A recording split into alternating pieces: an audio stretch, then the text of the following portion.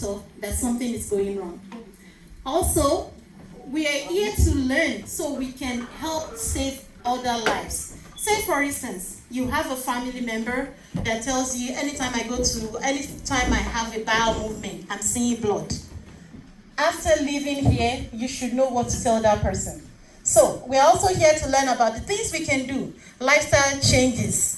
Àwọn nǹkan tá lè ṣe ní díẹ̀ tó lè decrease incidence cancer tí pẹ̀lú àṣẹ Ọlọ́run tí ò fi ní jẹ́ ká ní cancer. Nǹkan tí mo ṣe sọ pẹ̀lú àṣẹ Ọlọ́run ni wípé nígbà míì kò sí nǹkan téèyàn lè ṣe, and I'll get there in a minute. Kí ló jẹ́ cancer? Cancer is it's a large number of things. It just means the cells in our body don't divide. Our cells in your can listen to signal. But with cancer, they don't listen to the signal. They keep dividing, they keep mutating. Actually reach more lymph node. Diagnosis of the breast cancer. And it's the lymph node. From lymph node here, travel to different parts of the body. So, even cancer lower. Everybody, every part of the body, the cancer lower. Oju, skin, throat, tongue, breast, pancreas, colon, anal, vagina, cervix obìnrin, uterus, kò sí ibi tí cancer ò lè sí ní ara. Ẹ jẹ́ ká bẹ̀rẹ̀ láti cancer skin. Kódà is the most common form of cancer, but kì í gbọ́ nítorí torí pé a jẹ́ dúdú a ní lower incidence. Síbẹ̀síbẹ̀ a ṣì ní a lot of black people tó ní skin cancer. Mo fi some pictures níbí báyìí. Àwọn tó bá rí àwọn eléyìí sìn á rò pé ṣebí just blood clots àbí èèyàn ṣubú ó ní ecchymosis, ó ní health professionals máa ń pè ní ecchymosis bí bruising òun ni, but they are not.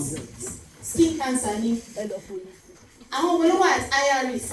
Àwọn tí ó bá jẹ́ pé èèyàn tó light, àwọn tó pupa, àfín, àwọn tó ń ṣiṣẹ́ nínú oòrùn tó máa ń wà exposed sí oòrùn for a long period of time, they all are at higher risk, especially àwọn tó bá ń lo cream. Now, téèyàn bá ń lo cream, I suggest pé kó máa lo nǹkan tó ń jẹ́ sunscreen kó lè protect wọn from skin cancer.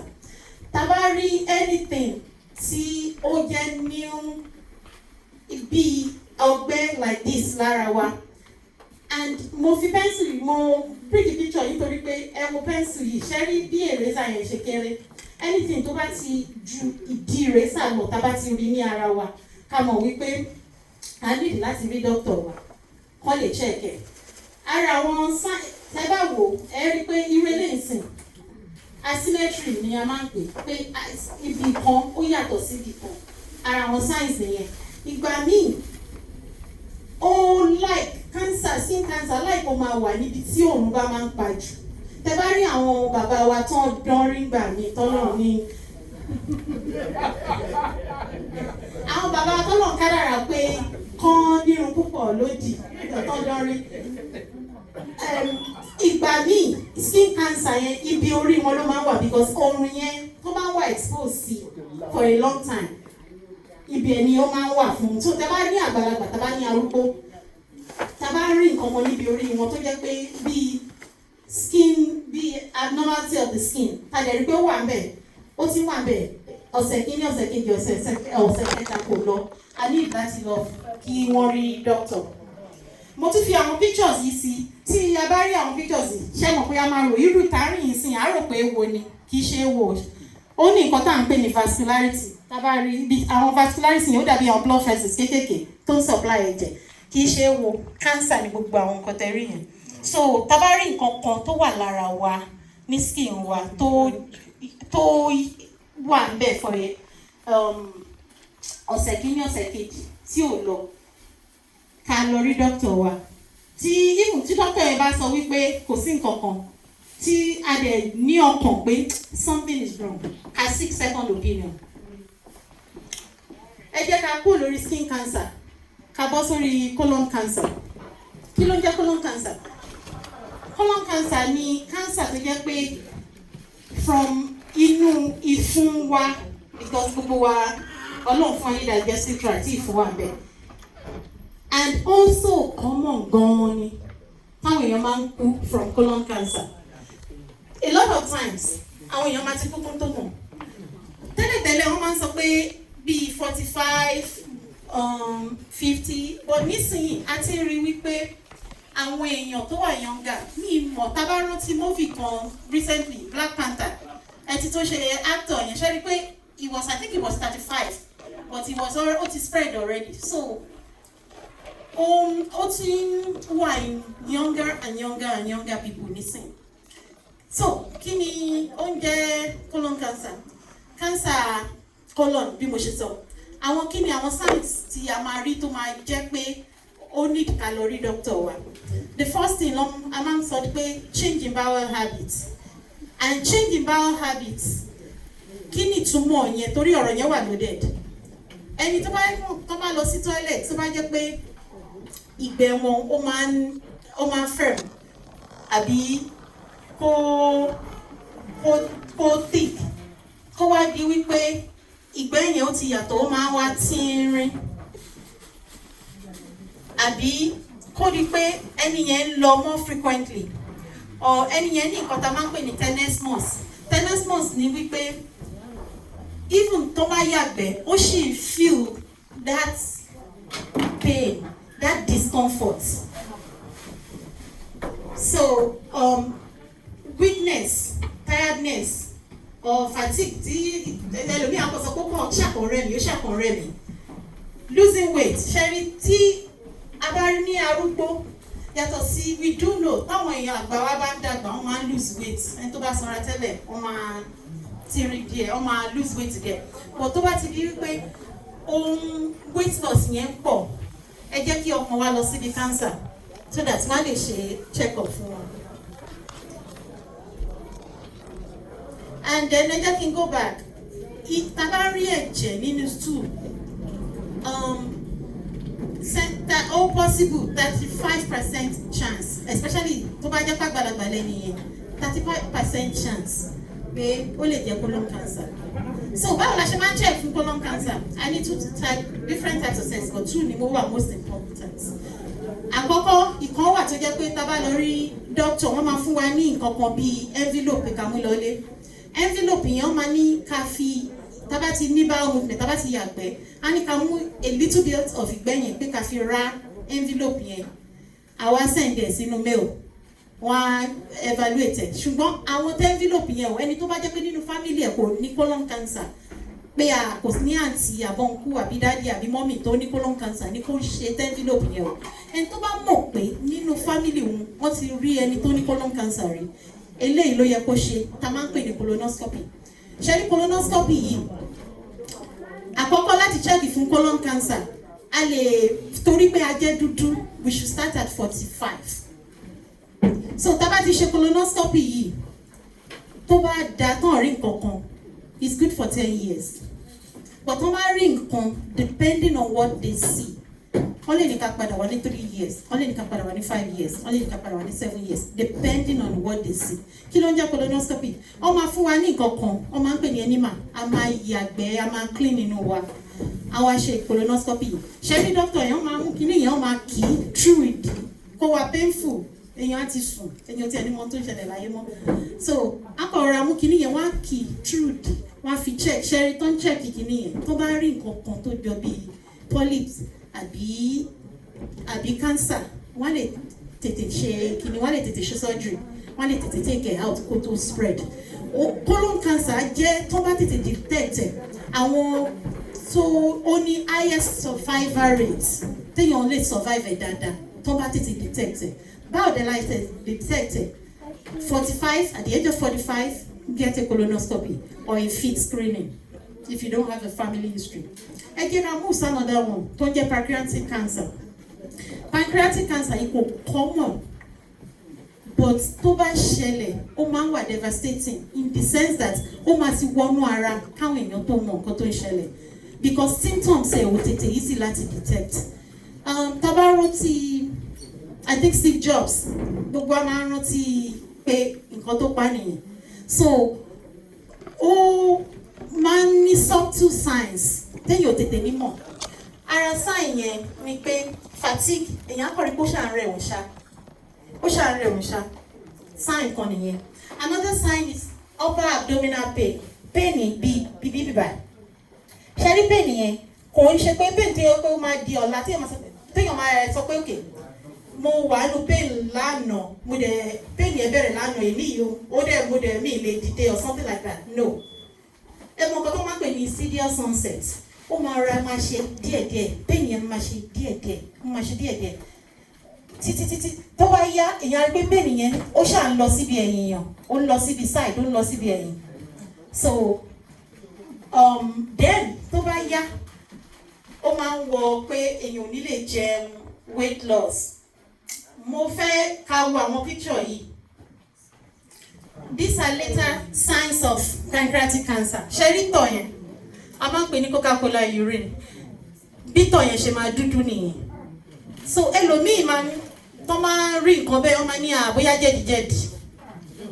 so then ṣe rí ti middle yẹn ṣe mọ̀ pé normal ìgbẹ́ ó máa ń deep brown normal ìgbẹ́ should not be black except if you are on iron pills tí normal ìgbẹ́ bá wà black it's possible it's a sign of bleeding normal ìgbẹ́ should not be black and except bí èèyàn jẹ nǹkan maybe drink àbí nǹkan but normal ìgbẹ́ should never be black it should be dark brown now tí ìgbẹ́ bá ti light colour sherry níbí báyìí and tí n bá lè zoom in ẹ rí pé ìgbẹ́ yìí pàápàá àwọn blood ó wà ní kìíní yẹn ṣé láti wá notice kankan nípa ìgbẹ́ yẹn ó ń float so those are signs of pancreatic cancer kì í ṣe pé tí gbogbo ìgbẹ́ bá light o tó bá ti wà persistent ẹ lọ rí doctor ẹ wá wo slide yẹn ṣe rí ojú ẹni yẹn torí pé nǹkan tó wá tó wá put to at higher risk nítorí pé a dúdú so téèyàn bá ní jaundice à ń tètè mọ̀ ẹ wo baby tó máa ní baby tó máa ní jaundice torí black child ó máa ń difficult láti mọ̀ àfi tí doctor yẹn bá mú ọwọ́ tó bá tẹ skin yẹn báyìí tó bá yọwọ́ àwa rí bóyá ọmọ yẹn bóyá skin ẹwọ́ ní ojú à jaundice or not àfi tó bá tún rí ní ojú ẹ̀ tá a bá ní any family member àbọ̀ rẹ̀ tá a bá rí ojú ẹ̀ ń yẹ́lò ojú ẹ̀ ń yẹ́lò ojú ẹ̀ ń yẹ́lò it could be a problem with the liver or a sign of something going on with the pancreas so ṣe rí pé torí pé nìyẹn dúdú normally tá a bá fọ́ bo ojú ẹ̀ àmì torí pé ó wà late stage torí pé nìyí wà late stage so ó possible kí àwọn èèyàn ó ti jẹ́ pé ẹni tó pupa ó possible káwọn èèyàn mọ̀ pé okay ó ṣe ń yẹ́lò báyìí but tó wáyé pé ní tó dúdú gan ó máa difficult ibi ojú ẹ̀ láti máa mọ̀ ojú nìkan kan èékánná the tip of the nails so tá bá rí nǹkan bẹ́ẹ̀ àwọn signs pancreatic cancer or damage to the liver kí ẹni yẹn kó tètè kó lọ rí doctor.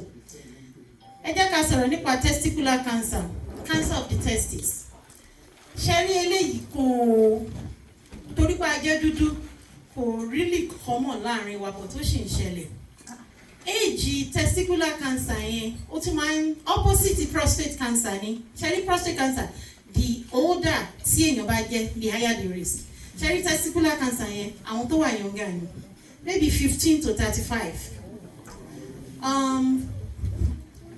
àmì ọlọ́run ajẹ́ gbogbo ọ̀bọ̀rí so kí ni àwọn signs torí a ní àwọn ọmọkùnrin tá a gbọ́dọ̀ máa especially àwọn tó bá ní teenagers ẹ mọ̀ pé teenagers wọn ò ní care but a gbọ́dọ̀ máa sọ fún àwọn nǹkan tó máa check lára wọn ṣé rí bí obìnrin tó ṣe máa ń ṣe monthly breast exam ó necessary fún àwọn ọmọ teenagers náà kó máa check ara wọn kí ni àwọn signs of testicular cancer ache dull ache in the scrotum ṣẹ́rí ẹ̀pọ̀n yẹn ó kàn máa feel heavy ó máa ní dull ache bí nǹkan kan then tó bá palpate tó bá tẹ̀ ó máa le ó tún máa ń so happen pé side kan máa ń wú ó máa heavy ju the other one lọ tá a bá rí bẹ́ẹ̀ ẹ jẹ́ kí ọmọ yẹn lọ rí doctor kán lè examine fún testicular cancer. Báwo la ṣe máa kọ́ àwọn ọmọ wa ọkùnrin wọ́n ṣe máa check his testes wọn? Àwọn teenagers máa ń ṣàì. Just send them this picture. That's it. To check. So, ṣẹ́rí regular normal testes ní scrotum bó ṣe máa ń rí ni. Tó máa fẹ́ check, wọ́n máa check it. First thing, wọ́n máa tẹ̀, kọ́ make sure pé kókó máa ń wà ní testis is normal kí méjèèjì the two balls nǹkan tó yẹ máa ń pè two balls ni it's normal pé kí kókó méjì wà ńbẹ̀ but kókó yẹn kò gbọ́dọ̀ lé bí òkúta ó lé but kò gbọ́dọ̀ then àwọn dáàdì wa náà àwọn mọ́mí dem check for àwọn dáàdì it's easy to check so kò gbọ́dọ̀ lé bí òkúta then we check one side first and then you check the other side maybe once a month or so but the risk is higher nínú àwọn tó wà younger. Okay. Now the elephant in the room ẹ jẹ́ ká sọ̀rọ̀ nípa prostate cancer. Okay. Ṣẹ́rí prostate cancer of course by means of by orúkọ tí mo sọ yẹn pé prostate ọkùnrin ló máa ń ní. Àwọn ọkùnrin ní nǹkan kan tó ń jẹ́ bíi two balls they call the prostate glands níbi nǹkan ọmọkùnrin wọn nínú. Ṣẹ́rí iṣẹ́ tí kinní yẹn ṣe ni wípé ó máa ń nourish sperm ó dẹ̀ máa ń help láti transport sperm.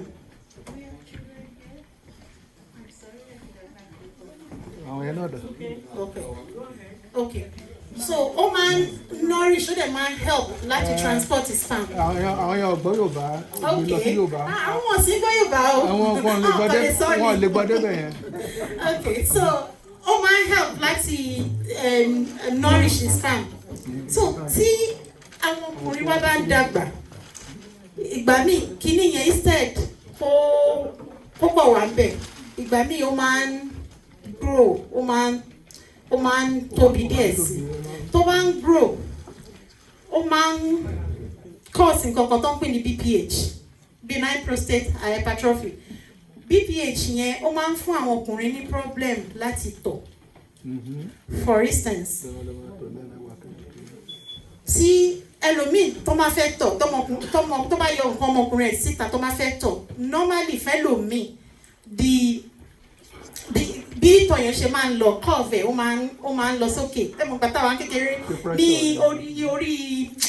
orí iyẹ̀pẹ̀ táwọn ọmọdé kékeré máa ń tọ̀ ṣẹ́rí kí ní ìtọ̀ yẹn gbà míì curve ó máa ń fún ẹlòmíì ó máa high but tí ọkùnrin bá ti ń dàgbà tí kí ní prostate yẹn tó ń enlarge ìtọ̀ yẹn gbà míì ó kàn máa jáde then kò tún nílè jáde dáadáa because kí ní yẹn kékèké méjì báyìí ni as with time tó bá grow ṣé mo pé ọ̀nà ibi títọ̀ yẹn tó yẹ kó ti jáde ṣé mo pé ó ti ń dí díẹ̀ bó ṣe ń so ó máa ń fún ọkùnrin ní problem láti tọ̀ mo kàn sọ yẹn díẹ̀ so that ẹ á lè mọ difference between yẹn àti prostate cancer BPH ò ń ṣe prostate cancer because ìyẹn dẹ̀ ní BPH kò mean pé ó wà at risk of prostate cancer so kí ló ń jẹ́ prostate cancer?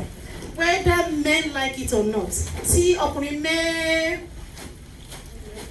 wà bíbà ẹyọ kan máa ní in his lifetime. It's just like obìnrin tóbìnrin mẹ́jọba wà bí. Ó possible kóbìnrin kan ní breast cancer in her lifetime. The incidence is so high. So, as I said, the risk increases with age. It's more common in African American and Caribbean men than in other races. Ó common ní àwọn ìlú bí mo ṣe sọ North America, Northwestern Europe, Australia àti Caribbean islands. Sometimes it runs in the family. Gbàmí ẹlòmíràn pé daddy mi ní prostate cancer. Then you are at increased risk because your daddy has it. So, gbàmí genetic factors ó máa ń jẹ́ kéèyàn wà at increased risk. And gbàmí ní genetic factors ní culture wa àti ní health care system wa Nigeria àmọ́ bóyá ní any gene problems or not nǹkan tá a kọ̀ mọ̀ ni pé nígbà míì táwọn èèyàn bá bí ọmọ akọ̀mọ́ ní òkè eléyìí abuké eléyìí rárá nǹkan yẹn tá a bá rí gangan kì í mọ̀ pé okay gene báyìí ló ràn mí nínú family báyìí because kì í test but àwọn nǹkan kan wà tó máa ń test níbí báyìí tó bá rí àwọn nǹkan kan wọ́n máa ń test wọ́n máa ń rí àwọn gene yẹn wọ́n máa ń pè ní àwọn gene mutations bíi BRCA1 Leach syndrome and all that tó bá ti dórí breast cancer díẹ̀ sọ̀rọ̀ díẹ̀ nípa àwọn genes yẹn so àwọn tó bá ń carry àwọn genes yẹn wọ́n wà at increased risk kí ni mo ń sọ wípé àwọn risk kan téèyàn bá dúdú téèyàn bá jẹ́ from African origin older age means anything from 50 you are at increased risk so kí ni symptoms what are the symptoms of prostate cancer. Please, Dr. Rafa, can you go back slide 14? She's trying to take the caption.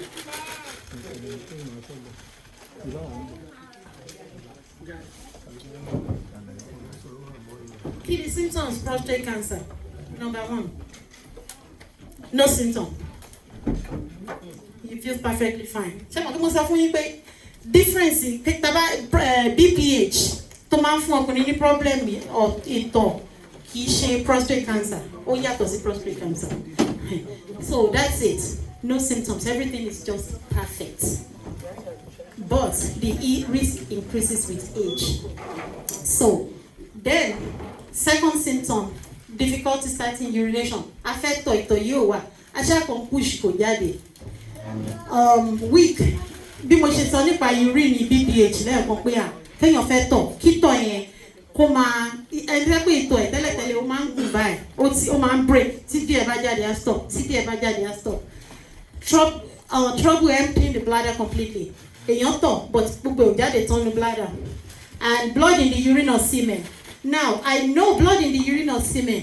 Tá bá rí blood inú sperm tó máa ń pè ní hematospamia kò mean wípé a ní cancer but if you see it go see your doctor just to make things a little bit easier. Painful ejaculation. Tá bá ṣe rí pẹ̀lú àwọn obìnrin wa tá bá fẹ́ ejaculate ó nira ó wà painful. Those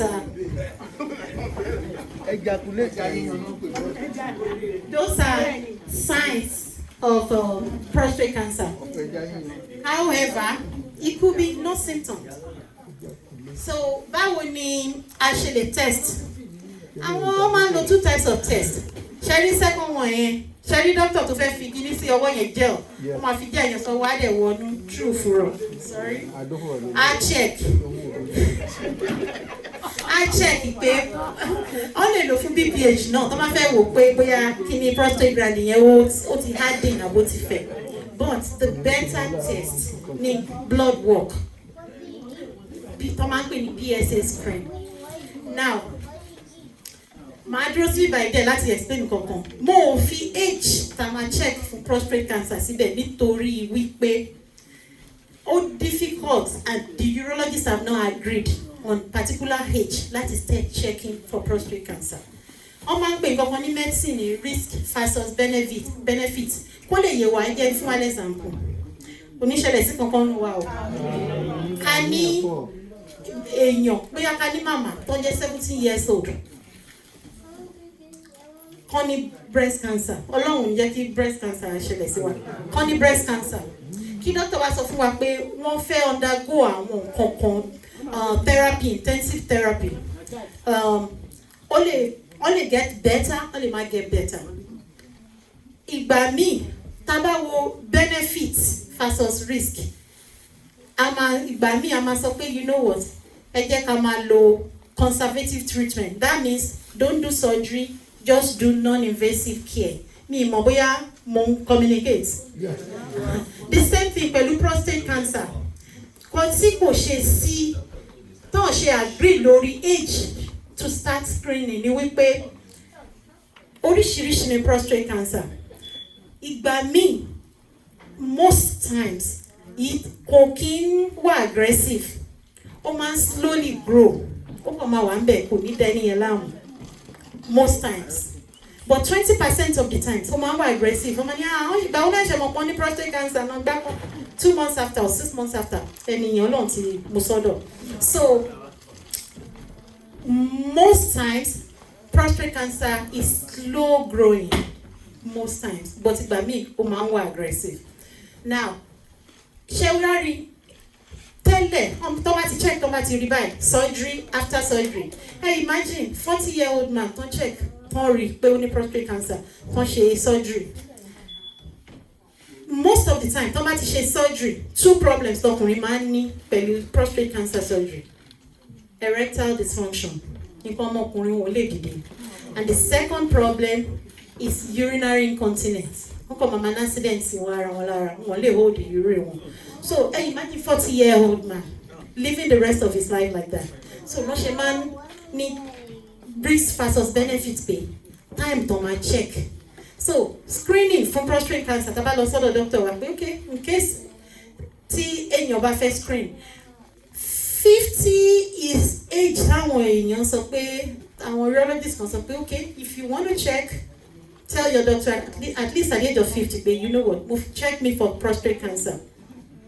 But if you have a family history of prostate cancer, if it increases your risk. You are black, increases your risk. You have certain genetic mutations, increases your risk. That means the age don't come and check.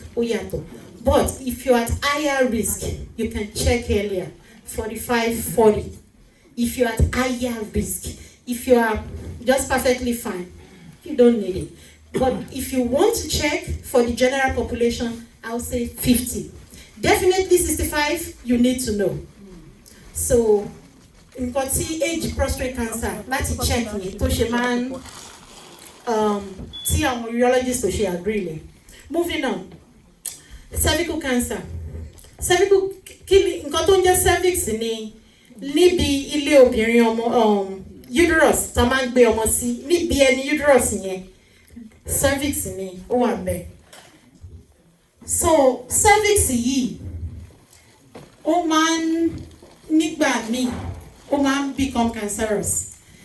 Most of the time tó bá check pé kí ló fà, wọ́n máa rí pé nǹkan tó ń pè ní HPV, human papilloma virus, at least 50-60% of the cases ló máa ń fà.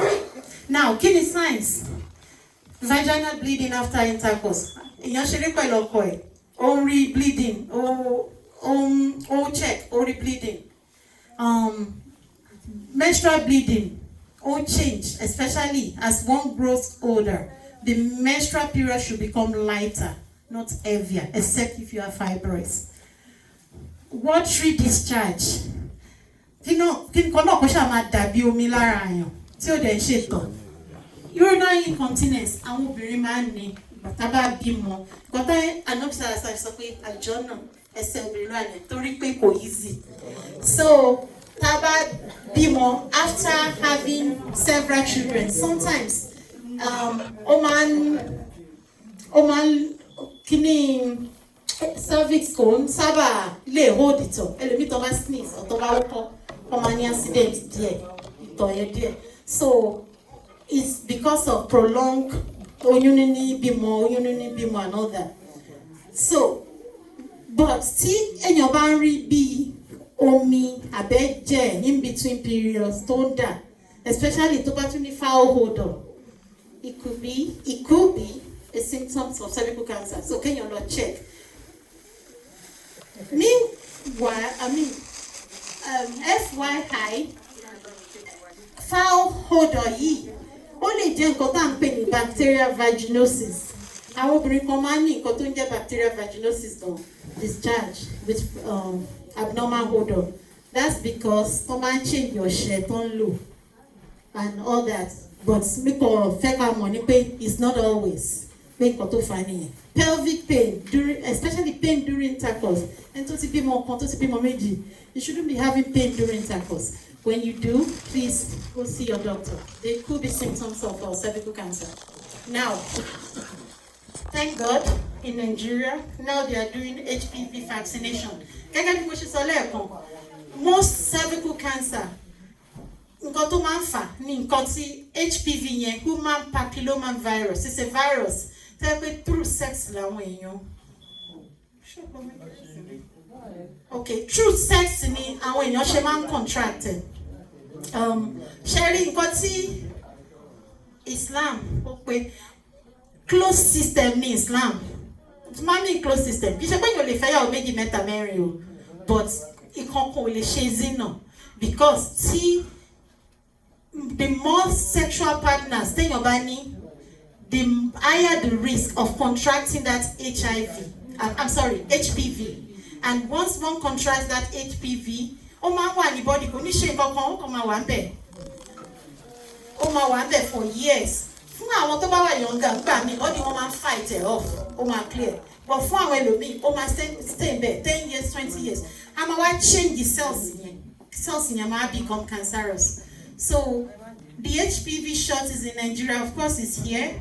If you have a child between the age of, it's recommended, CDC recommends it from the age of 9, but usually I give kids from 11. From the age of 11, before they start having sex, before. Because some parents will tell me, my daughter is not doing anything. I know. We need to start because to do anything, to contract kini yen kò ṣe reverse.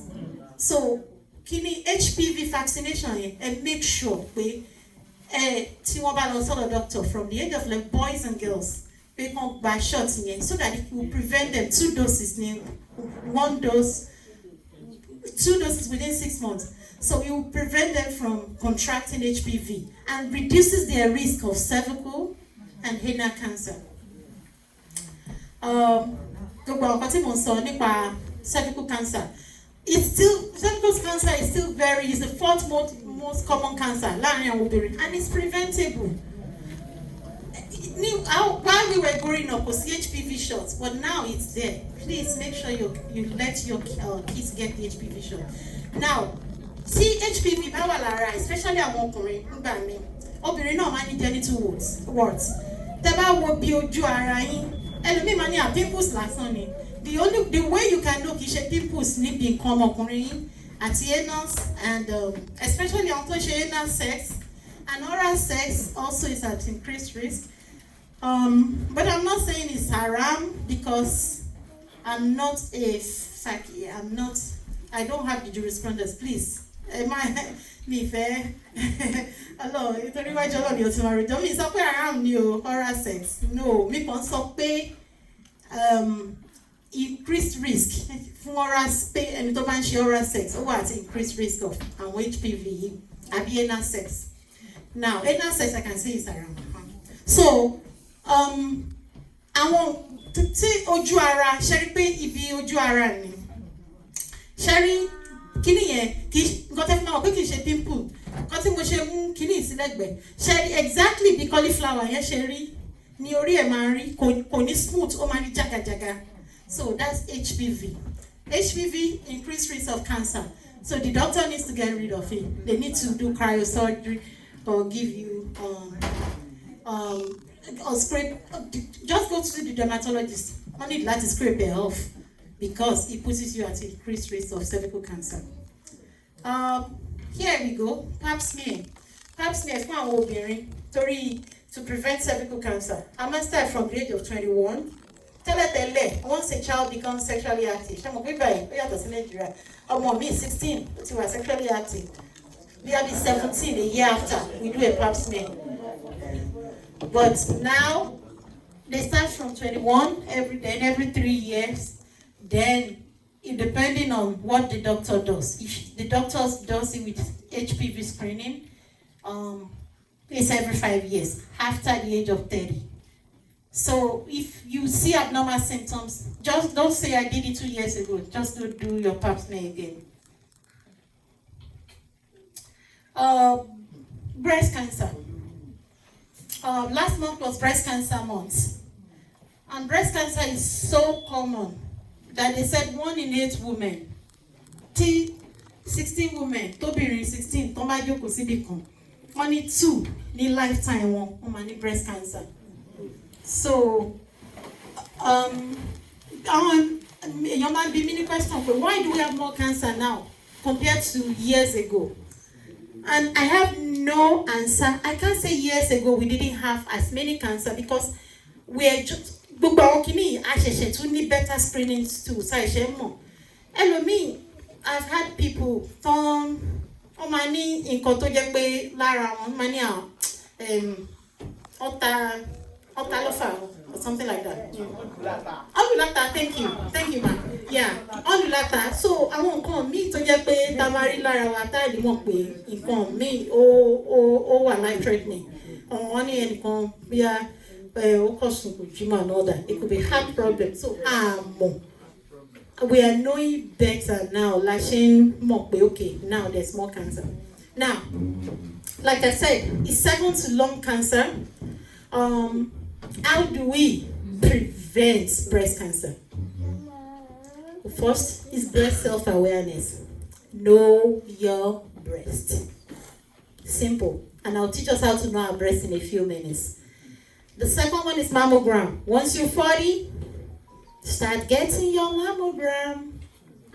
And I will show you, this is how to examine your breast.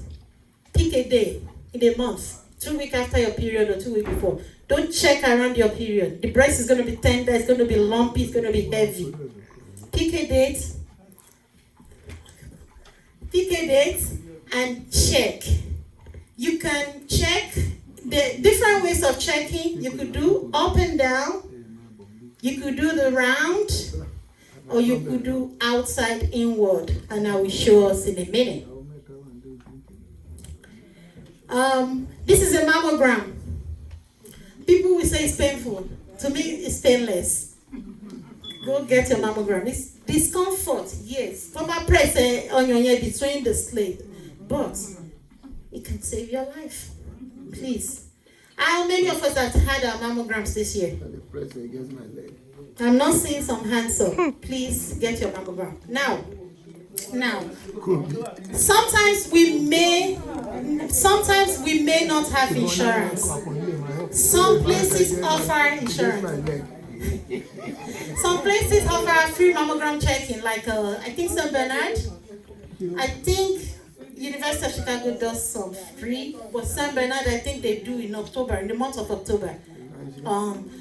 They do some free checking. Now, how do we know the symptoms of breast cancer? And this will benefit the men too. Sometimes it's our partner that sees the difference in us. Sometimes we don't see it. Sometimes it's our partner. So these are the symptoms, the things we can see that can show us that can point us to go run to the doctor. Texture change. Your skin is smooth. The skin around your breast is smooth. All of a sudden, it starts to get thickened. Then you need to see your doctor. Big lump, you see a lump. And somebody will tell me, and I'll tell this story. I have a school daughter. You know we do school daughter in Nigeria. Yeah.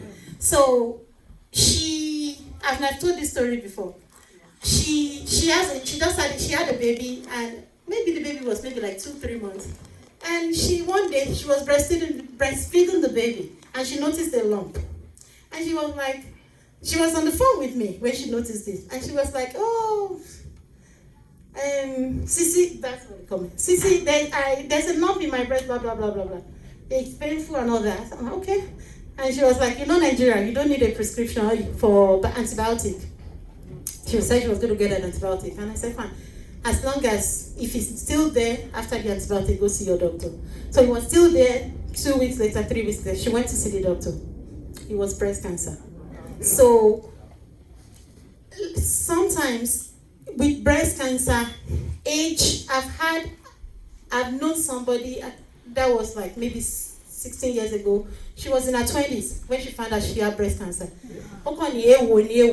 Before she knew, it was gone. It was like an aggressive one. So lumps in the armpits, color change of breast, nipple inversion, bloody discharge, dimple skin. Let me show you all those grammar, what it means.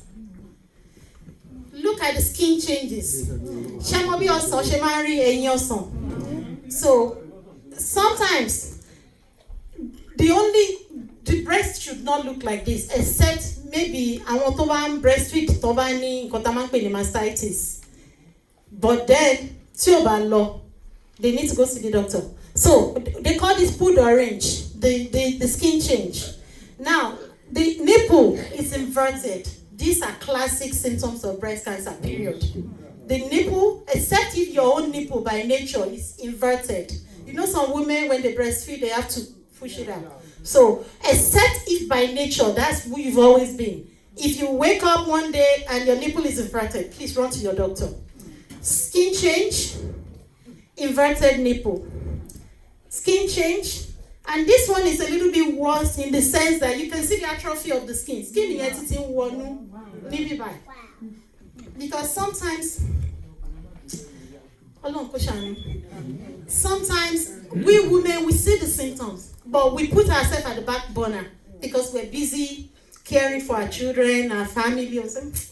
Man, lost all the doctor later, and it becomes a bigger problem. So, what are contributing factors? Like I said, can we prevent cancer? We can try. We can try when we see something strange, when we see something different in our body, we can go to our doctor and they can check things out. But there are some things we can do, little things we can do to prevent it. Smoking, high alcohol use has been associated with increased risk of cancer. There's no good in it. Exposure, sun exposure. Nílé tabana we èèyàn tó ń struggle àwọn màmá. Tó yẹ pé inú oòrùn náà ti ń tajà. Ká sọ fún wọn bóyá àwọn hats àwọn mọ́là yẹn tó máa ń wide brim hats. Akẹtẹ. Yes, akẹtẹ. Àbí sunscreen. But ṣe ń tẹ́ pé wọ́n ṣì ń struggle láti jẹun lọ́ máa rówó sunscreen. So anything tó bá lè fi prevent being exposed constantly to this to sun exposure. And then lung cancer, mo fẹ́ go back a little bit. For lung cancer, kì í ṣe gbogbo ẹni tó bá ní lung cancer ló jẹ́ smoker. Ìgbà míì bí cancer ṣe lè happen in any part of the body, ojú gbogbo ẹ̀. The same thing with the lung. So it's not everybody that has lung cancer that's a smoker. What else can we do? We can eat healthy. Apart from helping decrease our incidence of cancer, it will help us feel better. And when I say eat healthy, fruits, vegetables, I'm sorry I didn't put a forte and all that, but you understand what I mean. In the middle, I put berries. These are very good. They are very healthy because they have antioxidants that help us to fight toxins. Walking, keep good friends, go for a walk. Exercise, they said, help us reduce incidence of cancer. Stress. Stress. What stress does to the body is that it increases the hormone cortisol. That causes weight gain and does a lot of health hazards. So, tí àdánwò Ọlọ́run bá dé bó ṣe sọ pé ó máa gbé dé, ó hard, pé jẹ́ ká dúró tọ́lọ́run ká relax. Relaxation exercises bí mo ṣe fi sí. Reading the Quran, Ọlọ́run sọ pé ó tranquility wà ńbẹ̀ fún ìfàyàbalẹ̀. So, I'm going to do a breast self-exam. Okay. I know everybody can sit, nobody's seeing anything. Sister, I need your help.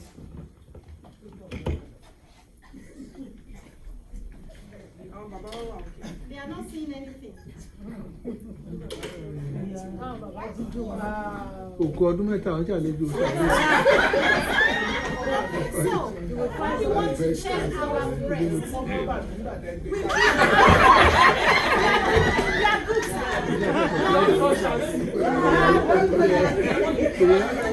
àjọ pọ̀ tó yìí àjọ ẹlẹ́bí ìbò. Like I said, we pick a day, either 2 weeks before our period or 2 weeks after period. But for those who are menopausal, after menopause, you can pick any day because there's no more period, right? So the first thing we want to do, we do like this. Look in the mirror. Right, left, right, left. You want to dangle and see. For some people, they like to do this under a shower. Because under the shower, you have soapy water running and you can palpate.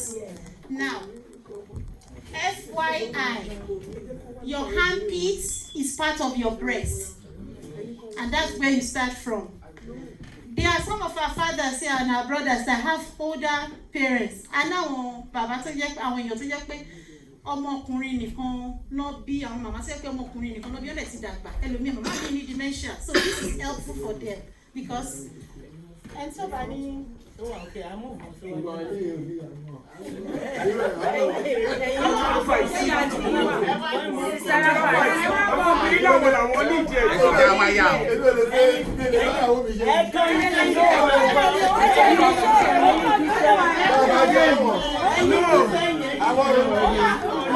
I come and go, Misa.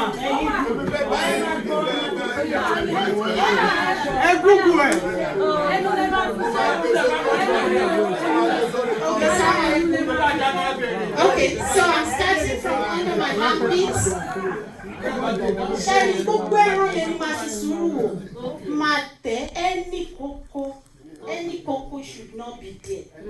Except for ẹ tó bá ní boil and peel, but tí o bá ti lọ after a while, go see your doctor. So any koko, so ẹ máa tẹ̀ dáadáa. Now we come outwards.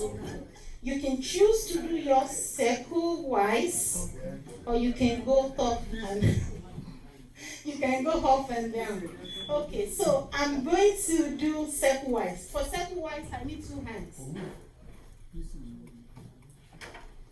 And I'm going to go circle. Check everywhere.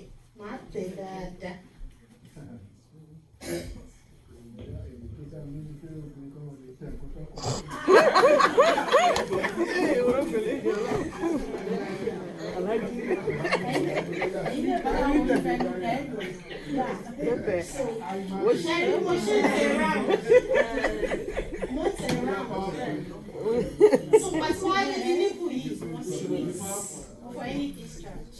Okay. So, mungwa any lump, any cocoa, no cocoa should be there. That's okay, right, anyone. That's the purpose of doing this, so that you know your breast. So let me Shaking my video like about one shake. yes, you have to know your breast, baby girl.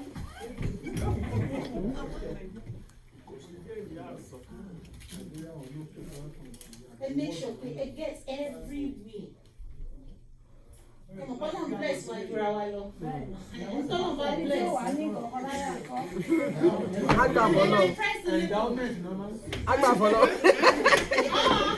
I can choose to do so up and down. Up and down. No cocoa. Any cocoa is a problem. No cocoa should be there. Up and down. If you have cocoa, if it's been there for years and years, and your doctor have checked it out, done an ultrasound, they didn't see anything, maybe they did a biopsy, they did then, So, and then after that, you squeeze. Nothing should be coming out, except if you are breastfeeding. I mean, some women have discharge, but that's your normal. It shouldn't be, that's your normal. So, can somebody come and, okay. I have stuff to give out. On behalf of the I'm going to have somebody come and do a breast self-exam. Sister, it's for I want to need them.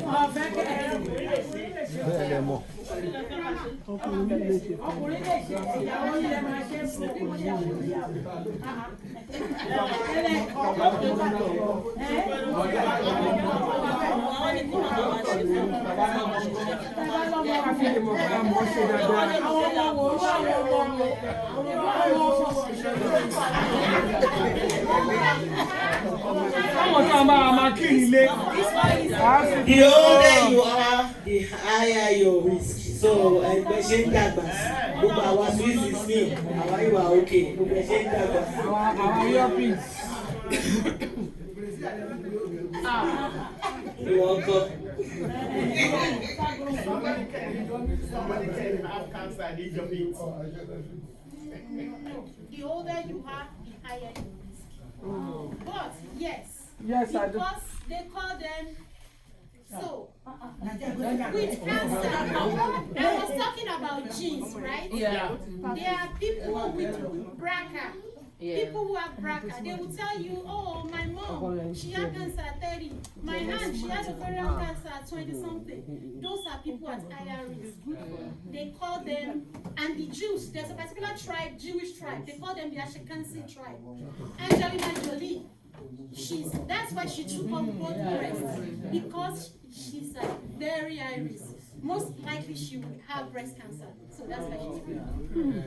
Yeah, I do have a patient with 17 years old.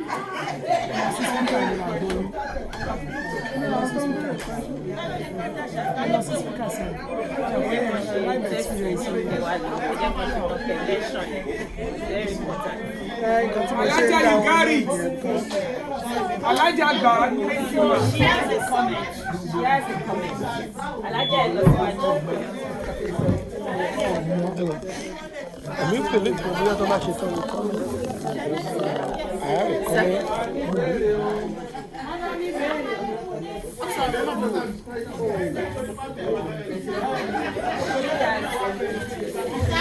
Somebody was saying somebody that was very young, they found cancer.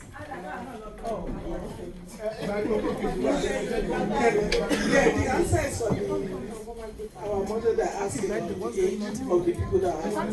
I do have, I detected a cancer with a 17-year-old girl. And it's easy to know, by pressing it, just seems as if there is a stone there. And, I just let the mom know about it, and they took her to the hospital, and it was cancer. So I'm just saying that because anybody can have cancer. And likely, if they check that girl out, she will have a genetic mutation. Yeah, my mother had cancer after she was born. Okay, so like I said, if they check, and she was right, so family history is a biggie in any type of cancer. Family history. So, and thank God she did that, because when the cancer is detected earlier, in people that are young, they are usually very aggressive, because most of the time they are uncommon types. But the older we are, the higher the risk. Tabana Balagba, be checking. Do we have questions? I can take a few questions. Yes. No.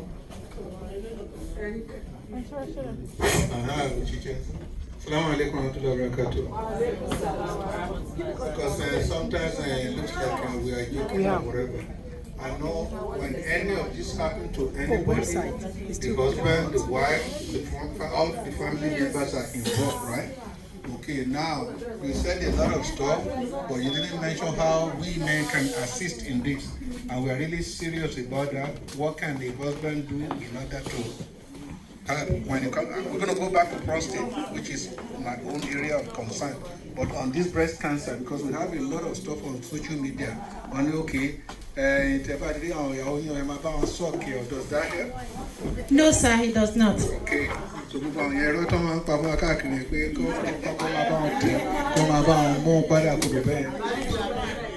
when you suck at your own pleasure.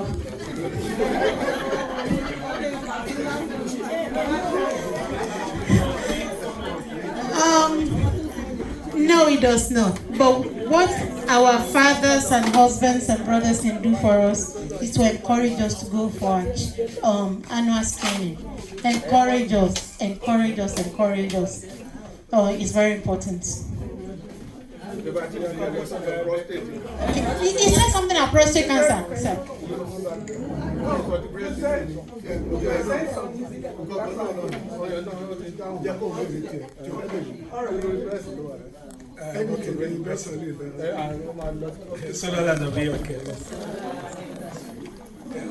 Lórí that same topic pé okay ọkùnrin ò lè bá obìnrin detect but tọkùnrin bá ìyàwó ẹ̀ ṣeré tó ń bàtẹ̀ tó bá notice ṣé kò That's fine. Process of That's the purpose of the partner. Maybe how do we even know? Hillary Clinton, I think she was the one that first noticed. I don't know if it was cervical cancer or prostate cancer. She was the one that first noticed this in our.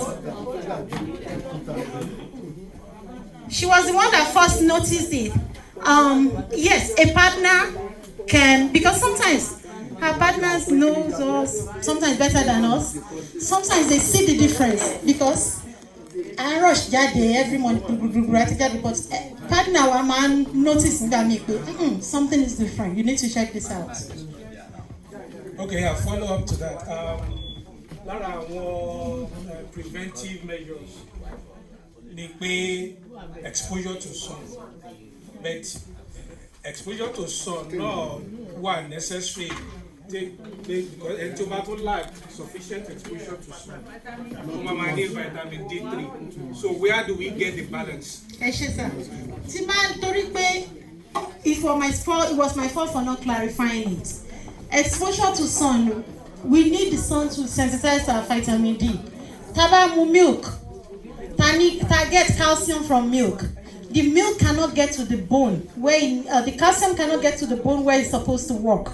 We need vitamin D to act as a vehicle to get it there.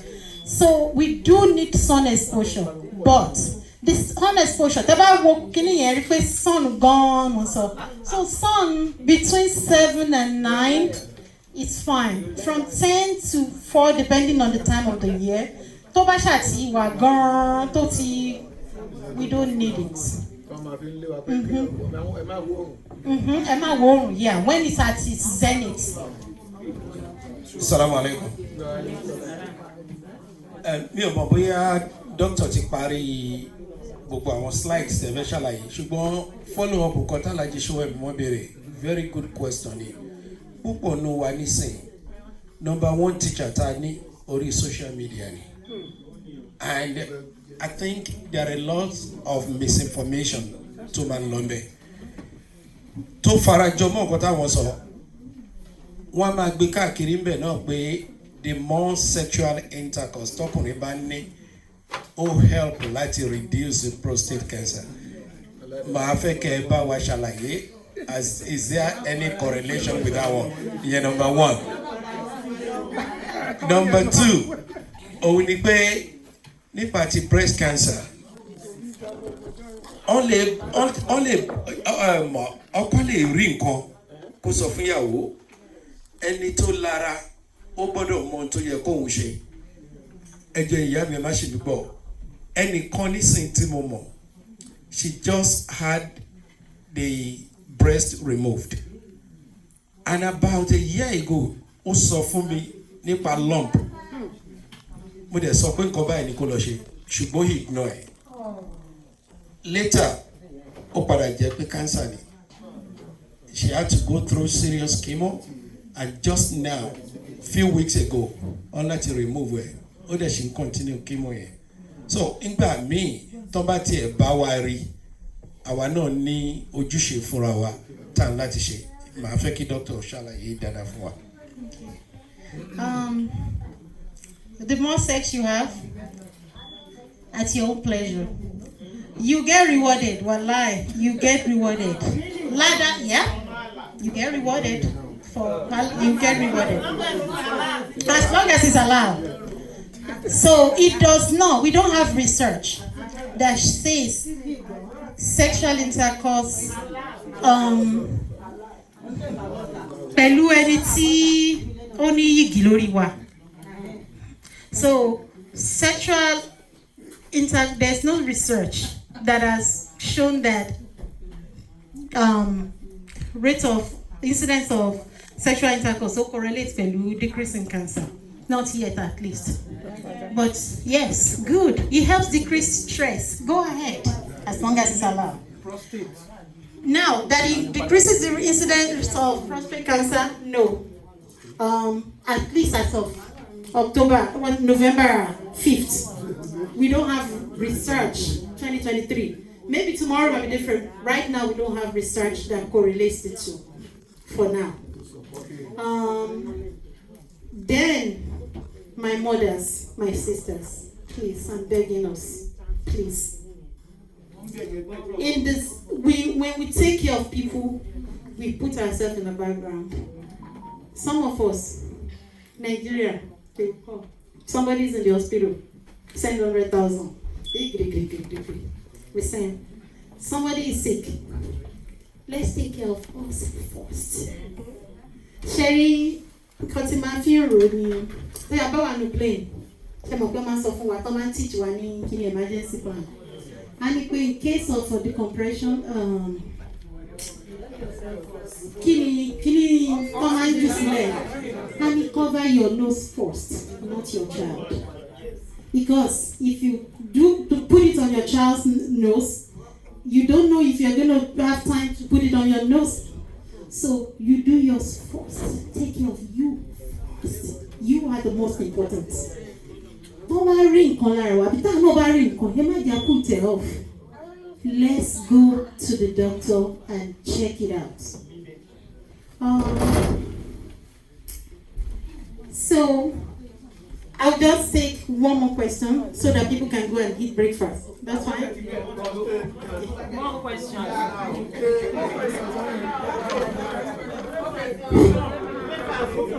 Is it possible to go back to that slide on prostate cancer? Because we gentlemen here, Bobo, tell you bring out don't go in your area. So, but I'm here. No, we're always there for you. Yeah. I'm listening. Close it. We don't need pap smear anymore. Not pap smear after hysterectomy. But is that I can hear.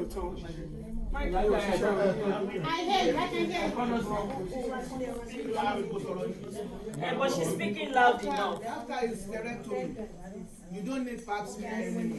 But how is the risk for cervical cancer again after hysterectomy? So there are different types of hysterectomy. There is total abdominal hysterectomy. If they so kilonja hysterectomy, uterus, kini womb, kini omo, womb omo, apo omo, yeah, ogbekuro. Sometimes ó máa ń ṣẹlẹ̀ bí àwọn obìnrin mi tó máa ní fibroid tó ń dà wọ́n láàmú tó ń bleed tó wà in pain. Wọ́n máa sọ fún wọn pé ṣé bẹ́ẹ̀ ti bímọ tán, take it out. So, or sharing prolapse depending. So, tán bá ti yọ womb yẹn kúrò ló ń jẹ́ hysterectomy, wọ́n ti yọ womb. Now, there are different size. Ó depend lórí nǹkan tó ṣẹlẹ̀. For instance, àwọn míì myectomy ló máa ń ṣe. Wọ́n ní yọ gbogbo womb, but tán bá ti yọ womb, you don't need pap smear. Because once your womb, kò sí nǹkan téèyàn fẹ́ check, is gone. No. Ó ti gbé wàhálà yẹn kúrò lọ́rùn ẹ̀ nìyẹn pátápátá.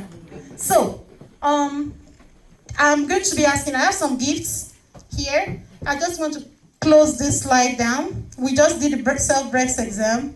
I'm giving credit to whom credit is due. These are all the people I used their resources.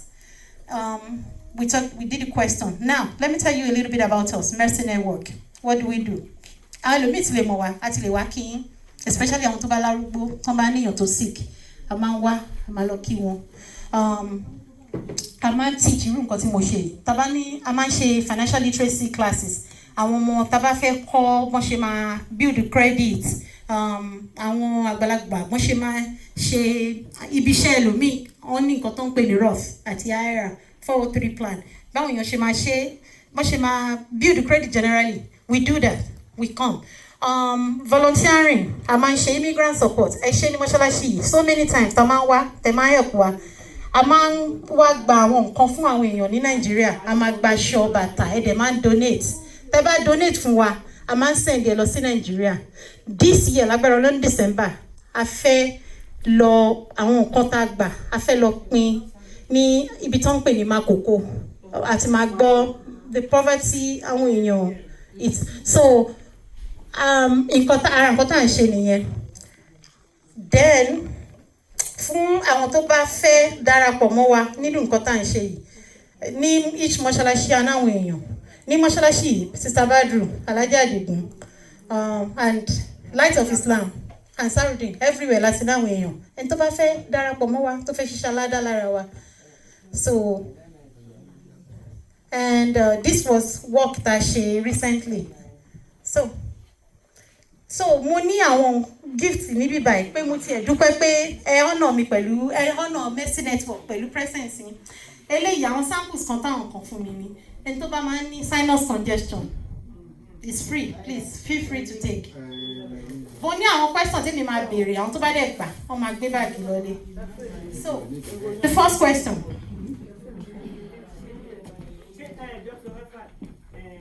Alaji, no question. Oh, I'm so sorry. Okay, sir. You don't have enough, right? No,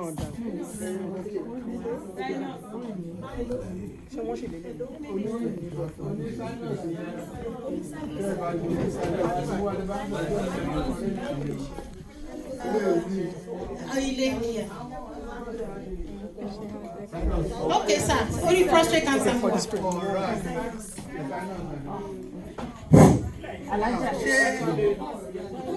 ìgbà tẹ dọ́dọ̀ àwọn obìnrin lẹ́ǹkan ẹ sọ pé wọ́n lè máa jẹ nǹkan báyìí jẹ báyìí kó prevent some of those cancers. Ǹjẹ́ kí ni is there any preventive something tí ọkùnrin lè ṣe because mo mọ̀ pé gbogbo ọkùnrin tó bá dàgbà tí èèyàn bá tọ̀ èèyàn láti pẹ́ ń bẹ̀ yẹn kí gbogbo kí ni ẹ kó tó ro tán torí àwọn ìgbà tí wà láàrin àwọn Haúsá wọ́n máa ní àṣetánì máa ń hòdì díẹ̀ síbẹ̀ so ibi tí ó yí àwọn èèyàn dé nígbà táwọn kékeré ni wọ́n á ní kéèyàn pẹ́ wọ́ọ̀ṣù tó bá tètè dìde èyí tí àṣetánì bá hòdì ẹ̀ ń kọ́ tó máa já sí pátá ẹ̀ ọ̀dẹ̀ nílé kírun àbúrò nígbà tá a dẹ̀ dàgbà sí la mọ̀ pé ó kè fún ẹ̀ méjì the older you get kìíní ẹ̀ ìgbà prostate ọ̀hún pọ̀ sí ó dà pé tí ọba ti dàgbà àti pé gbogbo àìsàn àwọn tó bá ń drive nínú wa kálukú wọn máa ń ní kọ́ọ̀pù nínú mọ́tò tó máa ń tọ̀ sí tó wà mí yé sí. Now, you may not know, so because the baby want to come on all those things. What's our cab drivers, you know? Kò dẹ̀ sí cab driver tó bá ti wọ èjì tá a wọ̀ sí tí ò ní mo bá ń tò sí ń bẹ̀. Àbúrò àwọn èyí sì nìkan bí wọ́n ṣe ń tọ́ nìyẹn. Àti pé gbogbo àwọn kan tá a lè ṣe tó yẹ pé inú yìí ò ní mú yàn. Ẹ̀fẹ̀ nìkan náà gbà tẹ dọ́dọ̀ àwọn obìnrin ṣàlàyé yẹn púpọ̀. Àwa lè wà ń bí nítorí wọ́n kọ́ ní ẹ̀pà wa ọkùnrin tó dàgbà ńgbà tẹ̀tẹ̀ ti lé lé ìbí ẹ̀ ṣàlàyé fún wa. Amisa Ẹ̀ṣẹ̀ lórí prostate cancer amúdí àgbà ni ṣùgbọ́n nǹkan méjì 2 different things là ń sọ̀rọ̀ ẹ̀ nǹkan tẹ̀ ń sọ ó paramọ́ nǹkan tá à ń pè ní BPH enlargement of the prostate gland nǹkan yẹn ni ó dàbí pé ń sọ ṣé rí BPH yẹn oògùn wà fún thank God for Western medicine oríṣiríṣi oògùn ló wà Flomax ní tó common jù tamsulosin so tí ó bá ń ṣe wá ẹ jẹ́ ká rí doctor tó bá ti rule out other things normally máa get urinalysis máa ṣe urine culture tó bá ti ṣe bladder infection a start Flomax yẹn á jẹ́ kí ọ̀nà yẹn là fún ìtọ̀ yẹn díẹ̀ so that ìtọ̀ yẹn á lè máa jáde maximum flow ni so nǹkan méjì yẹn ti BPH yẹn ṣẹ́rí prostate cancer yẹn the most common symptom is no symptom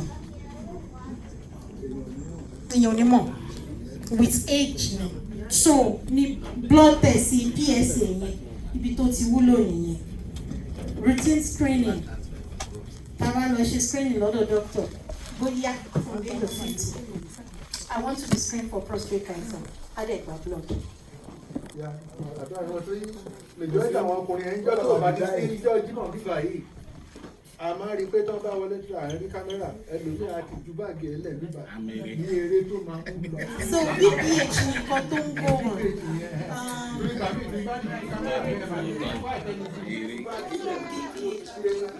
Ṣé tó bá tún tọ̀ bẹ́ẹ̀ yẹn, ẹ fún wọn ní a few minutes tó bá tún ti ń lọ. The Hodge. So BPH and instead of wàhálà yẹn, kàn rí doctor, kàn fún wọn sórí òògùn, á open kìíní, á help flow. So I have a few questions and we can. One more question. Does the diet help regarding to prostate cancer? Wọ́n ní ṣé oúnjẹ jíjẹ ó help prostate cancer?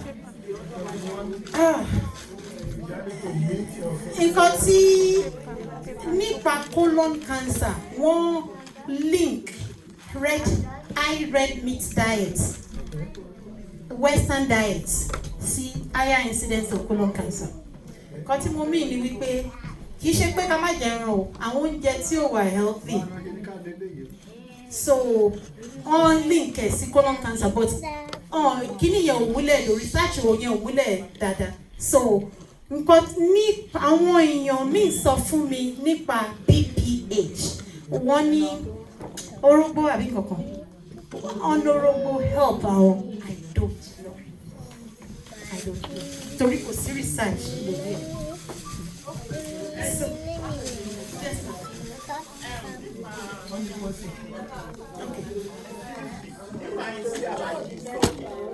Okay. Yes ma'am. Hello.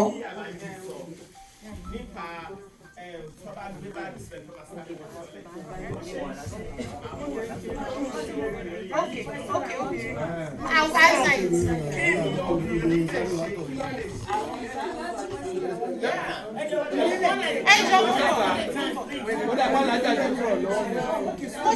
I'm going to answer you. You and her have the same question, so I will answer you. I heard. I just want to do it so that I won't hold the house here.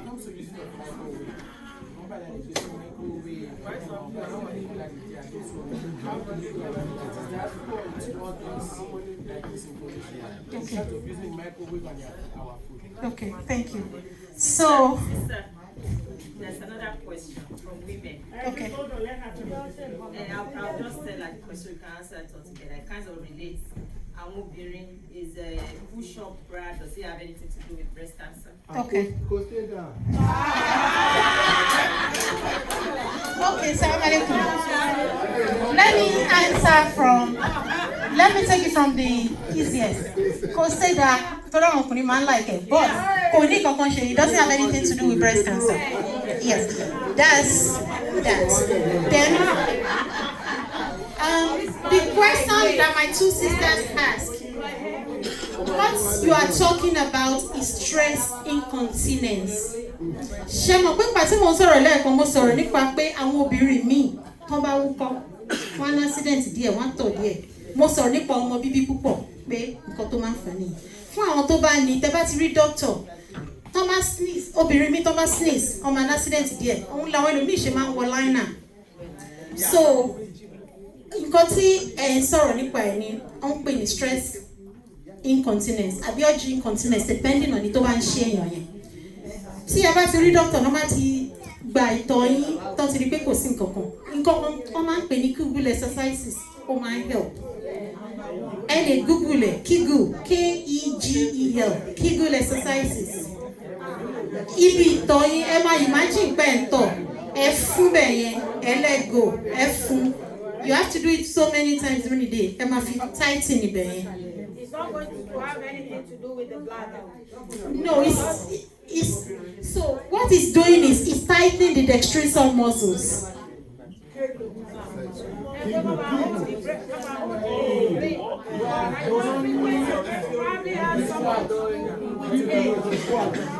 Not necessarily, no. It's called incontinence, stress incontinence. Tell me about wúkọ́ or sneeze or an accident. Just going like 4 times. Okay. So ẹni tí ó bá ń go. First of all, you need to do a diabetes check. Okay. Then I need láti ṣe urinalysis come up pé kò sí infection níbẹ̀ because àwọn nǹkan míì tó make you go ni. So tí wọ́n bá ṣe gbogbo yẹn tí ò bá sí nǹkan kan then It's like ọmọ kékeré tó ń tọ̀. The same modality nothing treated. Irú ti ta ní ọmọ 12-year-old tó ń tọ̀ lé. Tẹ́ bá send ẹ lọ sọ́dọ̀ urologist. Tó bá ti ṣe test, tó ti rí pé kò ní bladder infection, kò ní nǹkan kan, wọ́n máa fún yín list nǹkan tẹ́ máa ṣe. No coffee, no tea, no pap. Stop drinking at so time. So lifestyle changes. Mímu omi, jíjẹun, let me change towards that so that you only my gym lálẹ́ keep going to the bathroom. Lifestyle changes. Let me change them. And then I'm going to answer the brother's question. And then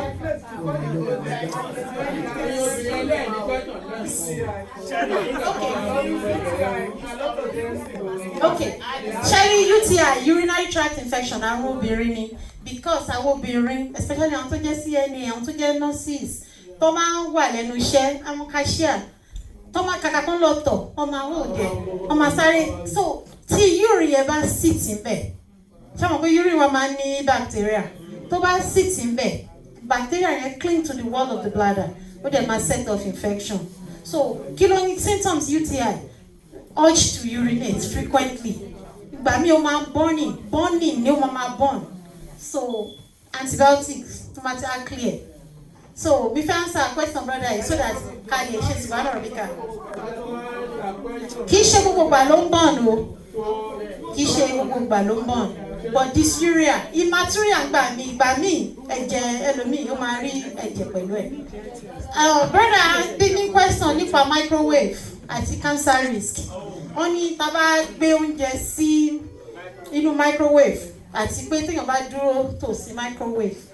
Yeah, a ti ní àwọn studies kan, but yìí tó filẹ̀ múlẹ̀ jù náà ń pè ní BPA nínú plastic. Lọ́ṣẹ̀ máa ń sọ àwọn feeding bottle àwọn ọmọ tẹ́ bá máa rẹ̀ ẹ́ lọ́wọ́ pé BPA free. That skinny no correlates more cancer. So most things insane.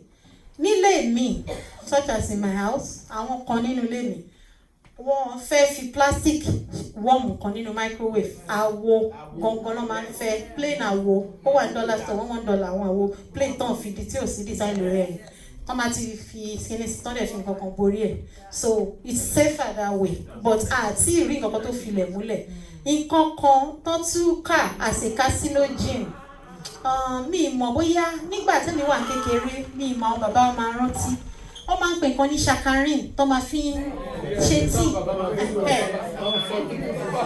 Wọ́n máa substitute ẹ̀ fún sugar. So àwọn countries kan ti ń take kìíní yẹn off the market pé kí wọ́n ó yìí wà saccharin ṣe wà saccharin ṣe wà. So our countries kan ti ń take it off the market nítorí ó rí incidents pé cancer risk. So yeah, our country can take it off the market.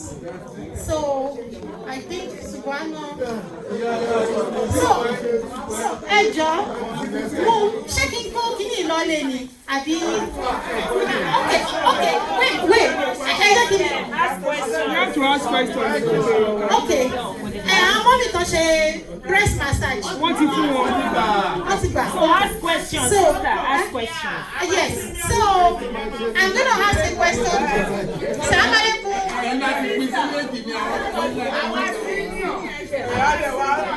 Question. I just give it. Question. Ẹjọ́, ṣé a rí ẹni tó lè sọ àwọn signs àbí symptoms méjì tá a fi máa lọ rí ẹni tó bá ti sọ sókè tá a fi máa lọ rí dókítà wa tá a mọ̀ pé ọlọ́mọ máa jẹ́ ká rí pancreatic cancer nǹkan tá a lè rí tó máa fún wa ní concern tá a fi máa lọ rí dókítà fún pancreatic cancer. Mo ní tẹ́ máa sọ sókè ẹ kọ̀ rẹ́ sọ́wọ́ yìí. Ẹ̀sìn ẹ̀yìn náà ti sọ àwọn tó yẹ ti sọ ẹ fún mi ní second one. Ojú yellow kí ló ti wọ̀? No, don't say it out please. Yellow skin and what? Tí èèyàn bá tún yàgbẹ́ tó ń flow. Ó float. Kọ́lọ̀ wo nìgbẹ́ yẹn? Ó máa ń wà máìtà. Age wo ló yẹ ká bẹ̀rẹ̀ breast cancer screening? Just raise your hand, please.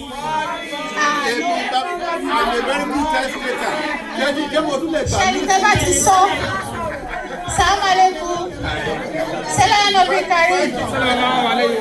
Salut ala Nabi Karim. Salut ala Nabi Karim.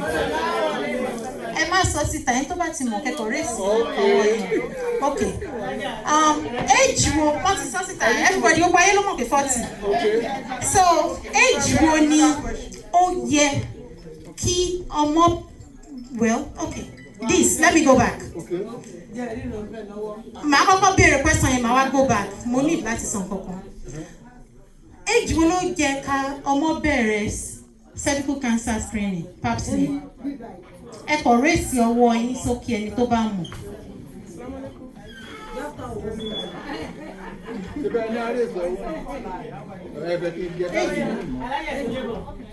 Sísà. Age wo? 21. Now, Sherry, cervical cancer screening yẹn, ọmọ tí ò bá tí mọkùnrin ó lè hold off. She doesn't have to get a pap smear. Even at year 21, 22, 23, 24. Ọmọ tí ò bá tí mọkùnrin. Ọmọ bá tí mọkùnrin ó lè start at 21. Hello. Hold on. Tí o bá ti sí cancer risk in family,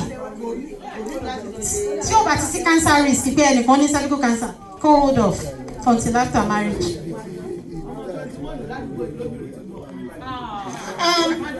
I still have 3 bags. Okay, so age wo ni ó yẹ ká bẹ̀rẹ̀ colon cancer screening? Just raise your hands up if you know. Colon cancer screening. Okay, ma. 45. Yeah.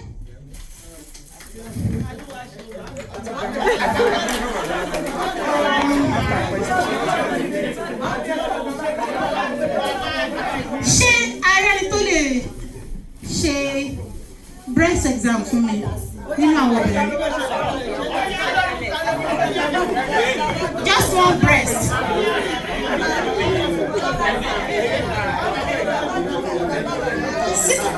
Come, just one breast. Come on,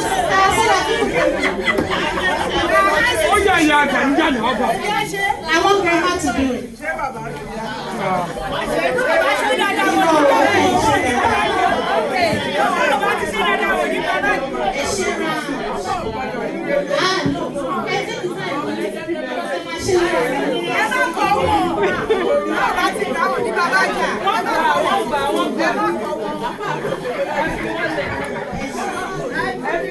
Mama fẹ́ tẹ̀ yín jù ni o.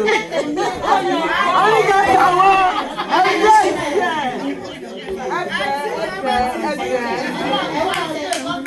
ẹ wá tẹ orí ẹ̀. Ẹgbẹ́ mi tún lè ṣe. Èmi lè ṣe o. Èmi lè ṣe o.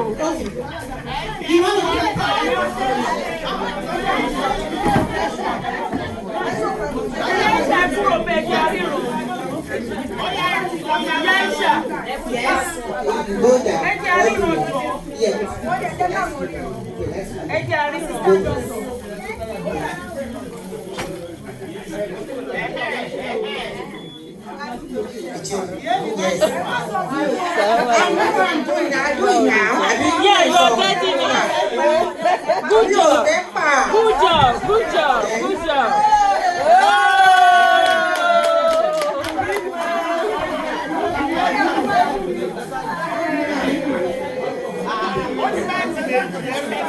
Yes, I heard it.